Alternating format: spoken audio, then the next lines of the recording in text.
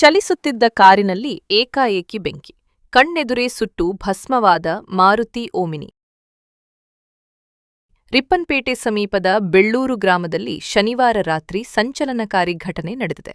ಚಲಿಸುತ್ತಿದ್ದ ಕಾರಿನಲ್ಲಿ ಏಕಾಏಕಿ ಬೆಂಕಿ ಕಾಣಿಸಿಕೊಂಡ ಪರಿಣಾಮ ಕೆಲವೇ ಕ್ಷಣಗಳಲ್ಲಿ ಕಾರು ಸಂಪೂರ್ಣವಾಗಿ ಬೆಂಕಿಗಾಹುತಿಯಾಗಿದೆ. ಮಾಹಿತಿ ಪ್ರಕಾರ, ರಿಪ್ಪನ್ಪೇಟೆ ಸಮೀಪದ ಬೆಳ್ಳೂರು ಗ್ರಾಮದ ಬಳಿ ಸಾಗುತ್ತಿದ್ದ ಮಾರುತಿ ಓಮಿನಿ ಕಾರಿನಲ್ಲಿ ಮೊದಲು ಹೊಗೆ ಕಾಣಿಸಿಕೊಂಡಿದ್ದು, ಬಳಿಕ ಕ್ಷಣಾರ್ಧದಲ್ಲಿ ಬೆಂಕಿ ಜ್ವಾಲೆಗಳು ಎದ್ದಿವೆ.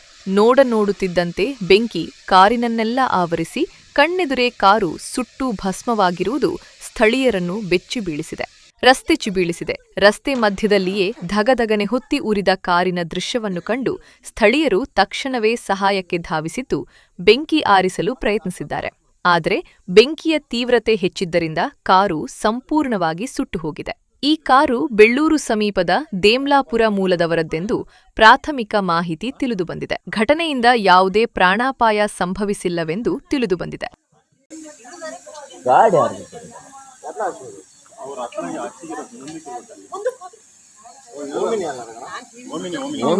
ಅಲ್ಲ, ಅವ್ರು ಗೊತ್ತಿದ್ದಾರೆ ಇತ್ಲಾಗ ಬರಲೇಬೇಕಿತ್ತಲ್ಲ.